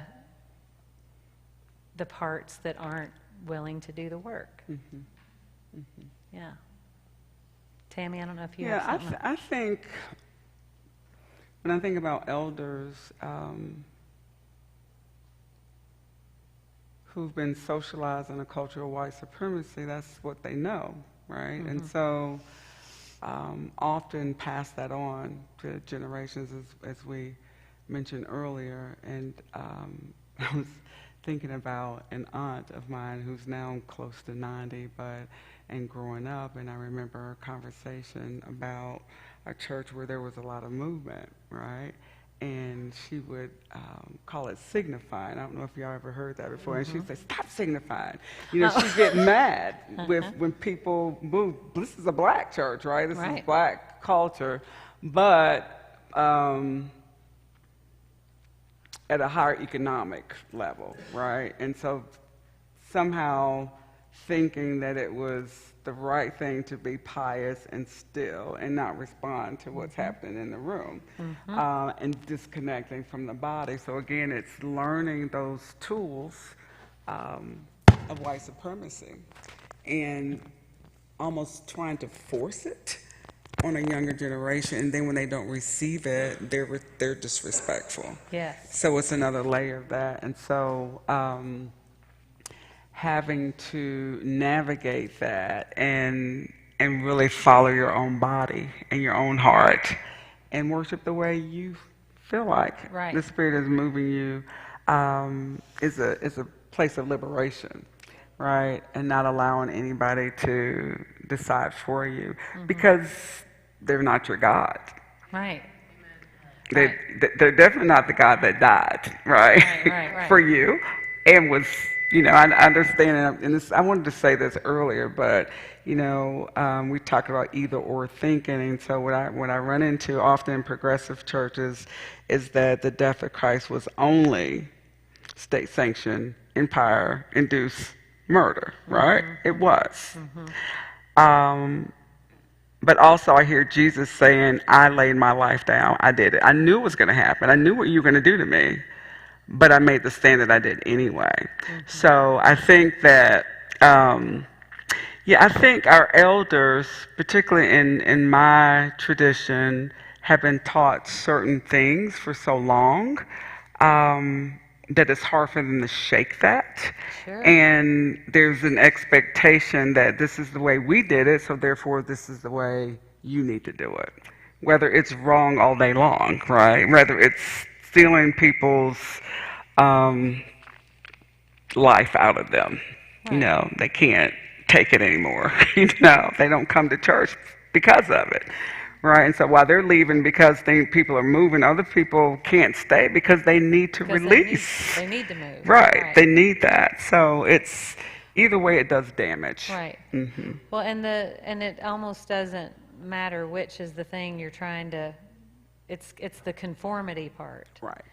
And how white supremacy is really, again, it's a carrier for this colonizing impulse to control, to make everybody the same, and we want that because idiosyncrasy and freedom you just don't get the same submission rate to kind of what we're required to do to make this economy work. We all have to submit to a lot of things. It reminds me of the board on the side of the Star Trek. Similar. Say that again. It reminds me of the Borg from Star Trek. Yeah, everybody's the same. Right. Like everybody assimilate to this one thing, and that one thing is right. Yeah. And I was listening to you talk, and I was thinking about how sometimes the elders have those neural pathways around this is what it is, and we're going to perpetuate that because this is right and this is what we know. Because I said so. Because I said so, right? And it's like, because it shakes the very foundation of what they know. Right. So if I embrace something new, something different, then where does that leave me? And what does that mean about the way I've lived my life? Exactly. I've staked my whole life on that. Right. Absolutely. Yeah. But because of neuroplasticity, thank you, Lord. Thank we you, have the Lord. ability to learn, Thank relearn, you, Lord, and for unlearn. neuroplasticity. I did a sermon on that, you know. But you know, remember, this is a good time to bring the trauma and what we're learning about the way that trauma takes up home place in our bodies. The urgency of keeping things the same and the terrifying nature of change is trauma-induced. It doesn't mean it's always from a victim, but it means that we all have this multi-generational kind of thing inside of us that don't step out of line. Because when you think about, and Resmaa Menakem talks about this too, the violence of Northern European culture that came to the United States before it was the United States and slaughtered indigenous people, they brought all the things that had been done to them by their pastors, by their families, by their governors, by their teachers. Northern Europe was a place where public humiliation was a tool. It was a tool of punishment. It was a tool of enforced conformity. And you could trust no one. It could, your own mother could turn you in on something. I mean, this and the way that enslaved people were kept in line were the same techniques. Absolutely. That were used in Northern European culture. That's right. So, hurt people hurt people. And then generations later, we're holding on with our bloody fingernails, because if we change, it feels like death. It feels really dangerous. Really dangerous. And that's why it's so important to keep on with the body. We got to keep on keeping on with the body. This can't just be stuff we talk about. It has to be stuff that we really begin to actually get visceral data about, that it is okay to be in idiosyncratic spaces where people are experiencing the Spirit in different ways. It's okay, and to get visceral data about what your body does when it's supported. What happens when you have support? What does it feel like? What does it look like? What happens in community? So I know it's getting a little late, and let's get intellectualization out on the table, and then MC, maybe you could help us after that. May I ask a question? Of course you may. The reference that you keep saying, is it Resmaa Menakem? Oh, okay. Resmaa, like the yes, M-E-N-A-K. Yeah, my grandmother's hands. Yes. Okay. Is that okay? I took a class with him, and I never got the correct way to pronounce his last name, I guess. Menakem. Yes, that's it. Okay, got it. Thank you. Thank you for saying that. Yes, my grandmother's hands. Yes. Okay, intellectualization. Sorry? There was one on the last slide about bodily habituation. Can you say more about... I didn't quite understand bodily habituation on the last slide. So before we move on, I wanted to know more. Can you go back to that? Can you go back to the last slide? Oh, bodily habituations and limited self-awareness. So, but what that I mean is let's say it's the reaction to the chat. Okay? So that is a visceral reaction. I don't like it. It doesn't feel good. It's distracting. It's disrespectful. It makes me not able to worship. Whatever it is, it's that. And then the bodily habituation is, so I'm not coming to worship anymore. Okay? The aversive behavior is, I'm not going to participate anymore. I'm going to take my money. I'm going to take my body. I'm going to take my spirit. I'm going to take my allegiance. I'm going to take my whatever, and I'm not going to participate. If we go back to the first slide about aversion. I think there's one. Yeah, points towards stimuli or situations that arouse strong negative feelings. So the bodily habituation is it's tangled up with avoidance too.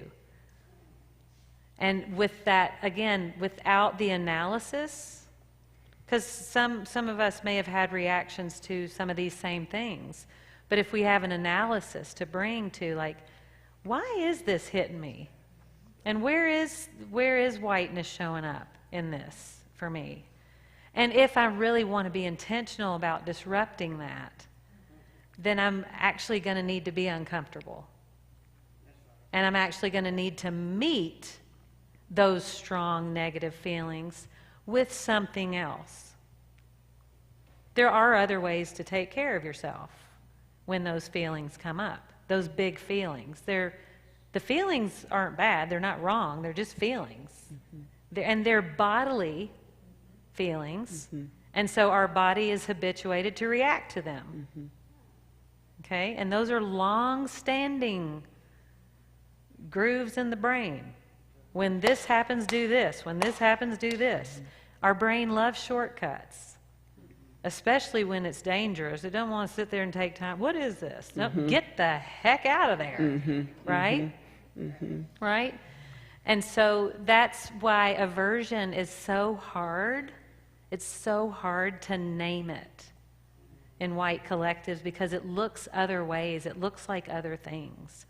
If you've been exposed at all to Eduardo Bonilla Silva's book, Racism Without Racists, he talks about how just all the ways racism gets coded as other things. And in churches that happens a lot. And it gets bundled especially in certain parts of the life of the church. And worship is a big one. And in Presbyterian churches, music is a big one. There's music that's okay for church, and there's music that's not okay for church. And the ways that we actually have a visceral reaction to that, and again, vacate because it's just not right. You know, it's just not right. Does that answer your question? You want to say more? I'll sit on it. I'll sit with it. Okay. Thank you. Well, there's probably other people wondering too, so feel free to keep talking. Thank you. All right, let's unpack intellectualization briefly. This is probably going to be the easiest one for y'all to understand because it's just so obviously a part of things. Intellectualization is a defense mechanism in which a person uses reason, intellectual arguments, or information, facts, or logic to avoid dealing with difficult or uncomfortable emotions.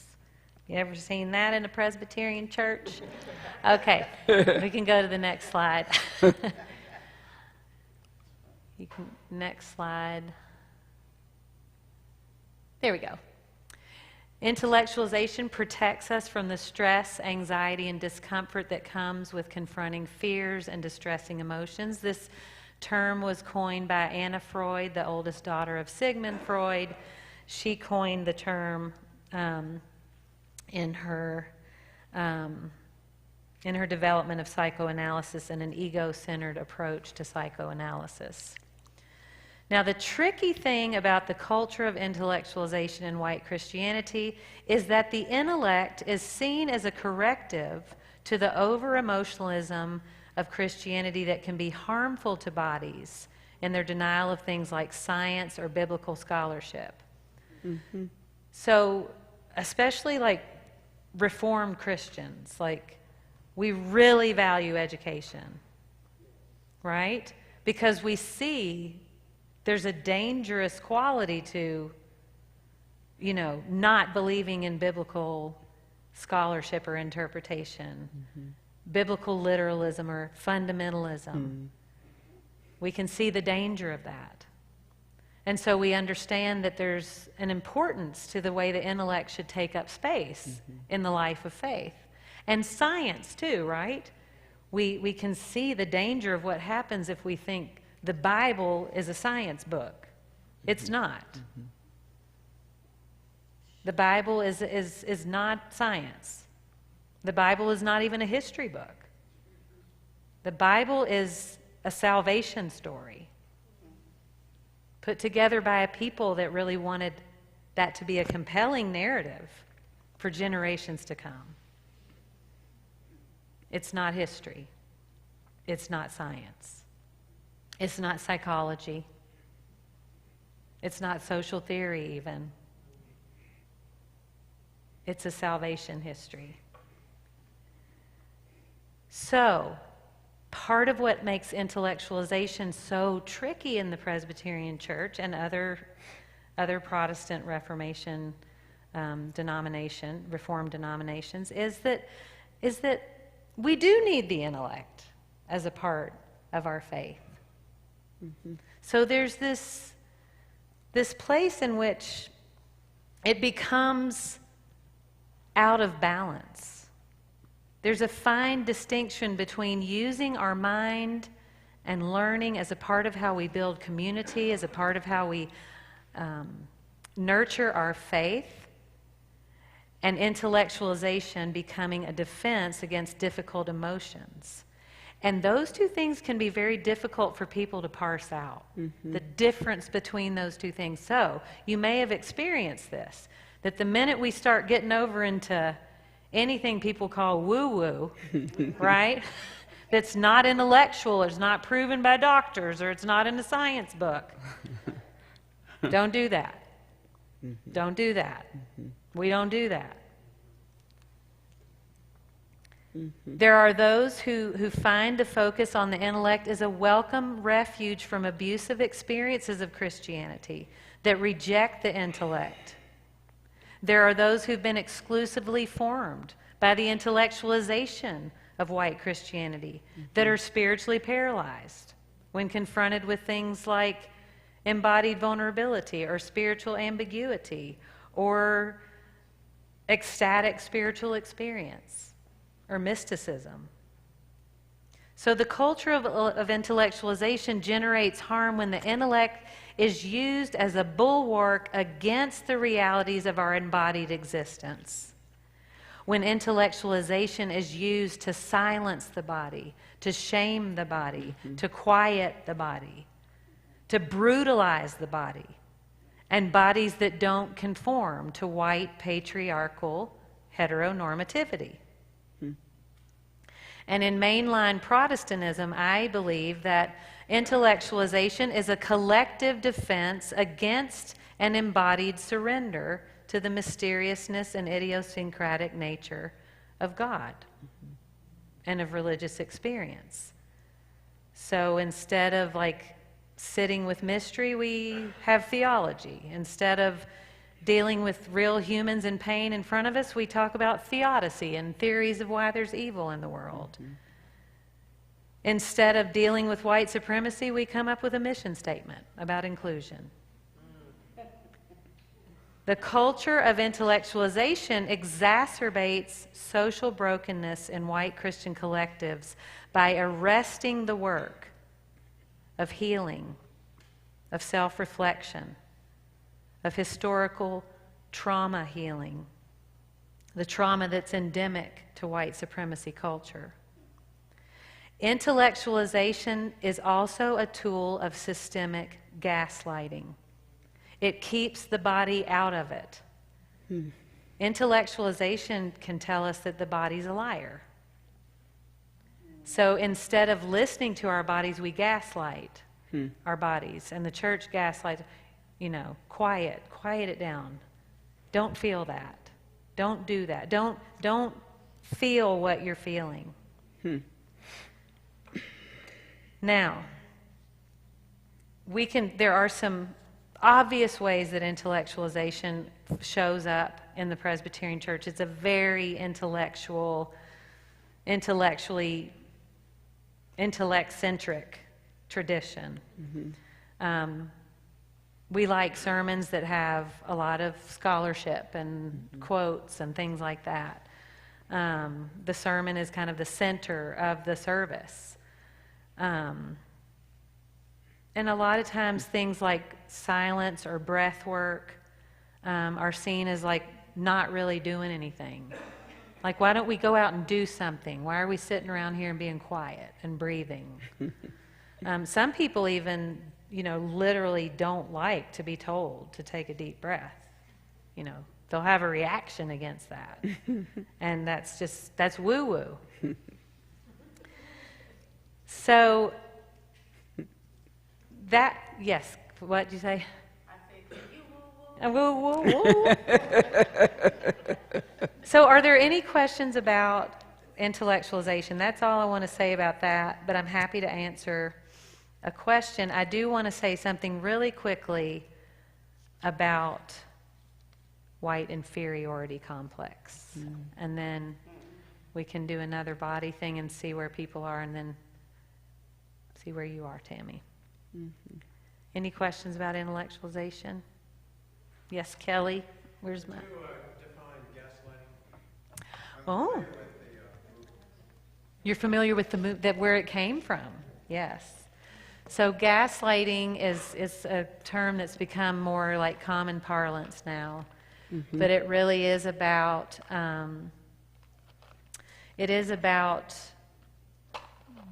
delegitimizing someone's experience, their feelings, telling them that what they feel is not real or what they think happened didn't happen. It's a very common tool of abusers, and I'm using it in a systemic way, that it is a tool of quieting one's own experience. Quieting, we can gaslight ourselves. We can tell ourselves that, oh, that wasn't that bad, or I can keep doing this. It's not hurting me, or whatever. Does that answer your question? Yes, thank you. Yeah, I don't know what happened to the mic. Did I? It's right here. Okay. I got one. Thanks, MC. I'm confused about the part where, like, let's say you're in a book study of me and white supremacy, and then it sort of goes off the rails because then, you hear, well, let's just get out and do something. I got a truck, let's go. I mean, that's scary. I mean, in a good way, like in a good way, the truck. Like, let's go do some stuff to help. Let's stop talking about it. Yeah, but how does that fit into intellectualism? Because intellectualization, yeah. Tell me more about that. Yeah. So intellectualization, again, is a defense mechanism. It's a defense mechanism that keeps you from having to deal with difficult emotions. Okay, so it's all about that override. Okay, so if somebody is in me and white supremacy and they're like, I'm tired of talking about this, let's go out and let's go to a neighborhood and give people cookies or whatever, then what is it that they are not wanting to deal with? What is something coming up that's creating enough discomfort that they are looking for an exit ramp? Avoidance. And intellectualization is also given to abstraction. I don't know if you've noticed, this happens a lot in book studies with white people, is we'll be talking about something and it's really like hitting the gut, like, this is about us, this is about me, this is about, And somebody will say, well, I read in the New York Times that 50% of all people, they'll take it to an abstract. They'll take it to something that's very depersonalized. Yep. Okay? And again, this is an exit strategy. Do you see what I'm saying? Thank you for that. 'Cause I don't Yeah. remember saying that. Yeah. Thank you, Margaret. Anything else about intellectualization? Marcia, I was just going to say that the gaslighting around critical race theory, I think Yes. is a great example of how all of us have been gaslit around American history. Yeah, thank you. That gaslighting on the collective level around critical race theory, and us being told that that's some kind of strategy to make white kids hate themselves instead of to really know our true history, and just the way that we've been taught history is a form of systemic gaslighting. What we know to be true, that millions of people were slaughtered in this country as indigenous people or enslaved people. Millions of people were terrorized, were kidnapped. Their labor was extracted to build the wealth of this country. And wanting to tell that history is, there are now laws being passed every day to stop it. Right. Yeah. That's systemic gaslighting. And the intellectualization would come in when, instead of really dealing with like the charge of that, this is how much the powers and principalities don't want us to know the truth. Instead of dealing with like, that's breaking us. Yeah. It's killing us. Yeah. It's keeping us from right relationship. Right. Instead of dealing with it that way, we're going to go up here and say, well, you know, I read 10 books that told me that, you know, really it wasn't that many people that were killed, it was this many. Mm-hmm. Or really all indigenous people weren't killed, some of them had slaves too. You know, like instead of like dealing with, we're going to have a way to make it not so bad. Mm-hmm. Right, yes. I do know that because I'm told that often, that there were black people who participated in the slave trade, and so therefore somehow that makes it something that we don't need. Or that other countries had slaves, that slavery has existed since the beginning of time. Mm-hmm. It's in the Bible. And that America didn't. We didn't do anything uniquely, anything. It was just, that's just what people do. It's what humans do because humans are selfish. Right. Yeah. Yeah. And those are those abstractions. And then intellectualization, it keeps us up here. Mm-hmm. And we don't have to go in here where there is just a lot of pain and shame. Yeah. And just discombobulation, right? Yeah. Very damaging, though, when you would intellectualize the pain of people to the point that you would legislate. Yes. Right? In the 21st century, like it made me think about the Fugitive Slave Act, and, you know, if you help someone, right, that you would, as a white person, you would be fine, or you know, I think about just the many ways that white people have figured out how to legislate things that are in their favor, right or wrong. And one of the most grotesque, I think, examples for me is the way that, and I can't think of the doctor's name who used black women, right? He's like the father of gynecology, right? And so how he's uplifted intellectually as this supreme individual in medicine, but he tortured black women, right, to get there. And we like applaud that, you know. And, you know, on slave plantations, the infant mortality rate, like we still have a major infant mortality rate among black women now, but at that particular time, during the 1800s, actually earlier, the death rate of black babies was so great because of white women who discovered that baby was their husband who was the master of that plantation. And there were so many black babies murdered that they literally changed the law so that she would not even have to come into the courtroom. And this is well documented, right? So that's the level of intellectualization that does damage and harm at the soul level. Yes. That's what I'm more concerned about, right? Yeah. Like a lot of bodies were sacrificed, but people literally, like, can you imagine what happens to your soul when you're willing to make that swap for your human life for a lie? Yeah. Right? So that is the level of damage it does and can do. And then that happens, you know, that harm is for generations. It's not just that mother and that child. Yeah. You know, it just goes on and on and on and on. And we're experiencing it now. Like, we still have this high infant mortality rate among black women, no matter how educated we are, no matter how much money we have, same story. Right. So those kind of things pass on as well. Yeah, I'm taking some breaths with you. Yeah. And part of what I'm hearing and what you're saying is I have little ears. Part of what I'm hearing in what you're saying too is the brutality of the way murder, violence, dismemberment, all of it can be right in front of us. Absolutely.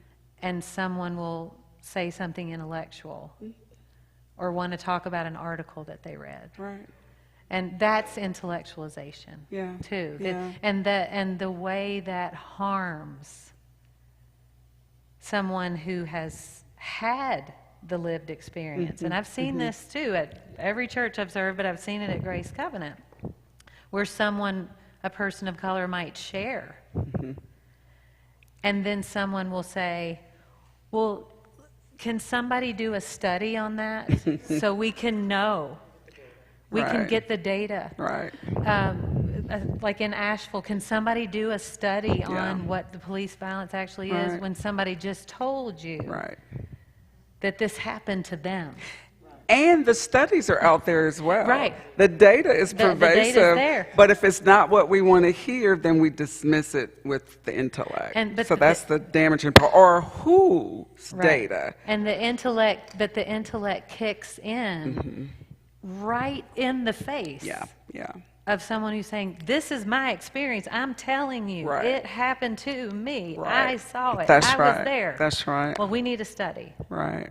So you Yeah. just totally dismiss that person's experience. Yeah. You dismiss their humanity. You said, Yeah. I don't care about your emotions or your feelings. It just does so many things to the relationship. Like you can't build a relationship function like way. that. You can't. You Yeah. can't be in relationship. Right. You can't trust. Right. that. Right. And so people in black bodies, they exit. That's right. Right. They exit. It's like, I'm not doing this. Yeah. Right. And so they don't want to risk that relationship because it's too harmful. Right? You ever seen black people just disappear like you thought y'all were cool, right? You had this great relationship, doing things together, and all of a sudden they're gone. And you're like, what happened? That happened. That happened. Yeah. Over and over again. Yeah. All right, y'all. It's late. And I mean, we could talk about this for hours and hours more. So, MC, would you help us with some support, and then we'll close after that. Since we're getting ready to close anyway, can Yeah. I invite, I was trying to figure out which rapid reset Get your I mic. wanted to do.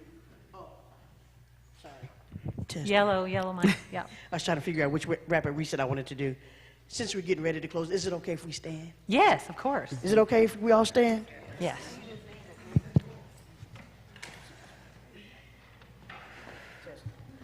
Green, can you do green? They're both on. There you go. Hello? Okay, there you go. It's better. Thank you for participating. Thank you. So this is about, all of these rapid resets are about signaling safety to our nervous system, because we have to let our nervous system know that we are safe in this space and safe in this conversation. So I'm going to invite you to orient to your space. All right? So if we could just look around, and it's a 360, not a 180. So look all around the space. Find something that's pleasing to your eye, a color, a shape, a cross, a cute person in the room. Just kidding. You're like, that's me. A color. Right. Just look around the space. So again, it's a 360, about looking all the way around and signaling to your nervous system, I am safe in this space, and I'm safe in this conversation. I'm going to ask you to pay attention to your heart rate, your breathing, and your nervous system. Excuse me, heart rate, breathing, muscle tension within your nervous system. Yes. I'm going to do one more rapid reset, if that's okay. This is about connection. I'm going to invite you to look around to every smiling face. That means I want you to smile. Look at these faces in this room, in this space. If you are online, look at somebody in your space if that's possible, right? If there's availability. And know that we are all connected. That we are here in this safe space, having a very hard conversation about ways we can connect. As we are in this building, I want to personally thank you all for holding this conversation, much needed conversation. And as a Black person, I feel safe in this space and in this conversation. Thank you. Thank you, MC. Thank you. Well, Tami, I know we could talk more. We've been at it now for 2 hours. Yeah. And that's probably a lot. That's probably enough. Mm-hmm. What would feel supportive to you and as a way to end? Just praying us out. You want me to pray? Yep. You want to pray? Okay. Mm-hmm. All right. Well, if you want to join hands with somebody, if that feels okay, you can.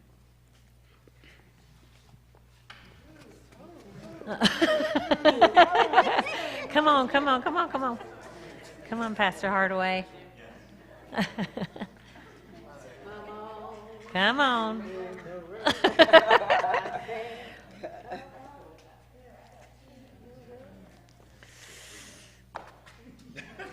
All right, let's take 3 good deep breaths in through your nose, out through your mouth. Now on this next one, let's hear your exhale. Really let it out, in through your nose. Now really let it out. One more. Really let it out. Whew. Whew.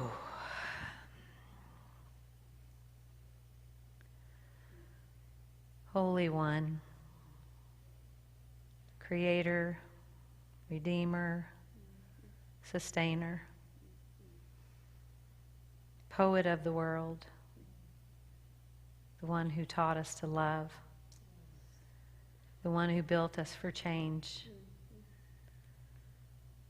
the one who always goes before us on the road of healing and transformation. Thank you. Thank you. Thank you for the ways that you trouble our souls, for the ways that you call us into community, for the ways that you keep us hoping against hope, for the ways that you make a way where we can't see one, for the rivers in the desert,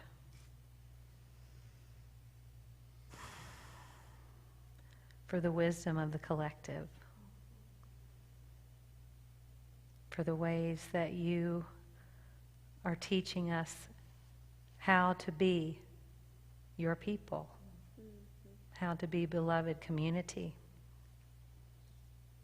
So God, let us find a deep place within us to let what happened tonight settle in. Let it find a home in us in a way that serves your highest good for the human family and for creation. God, you can see. It's your imagination that dreamed us up, but that can also see a better way and a better day.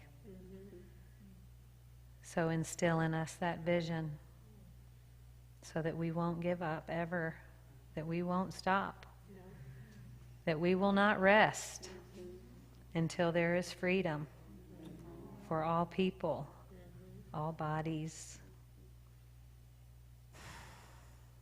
And go with us, God, so that we can rest, because this work is strenuous. Comfort us where we need comfort. Keep us troubled where we need to be troubled. But help us to love ourselves so that we can love each other. Because, God, we know at the root of all this is some self-loathing that whiteness has taught us. So help us to learn to love again. And I pray all these things with a thankful heart for this amazing community, for all who have been in this space, whether online or here in this room. and for the future that unfolds from here. And I pray this in all your holy names. Amen. Good night, everyone. Thank you. Blessings. Aww. Yes. Yes. Wow. None of that was coming out. I told on you.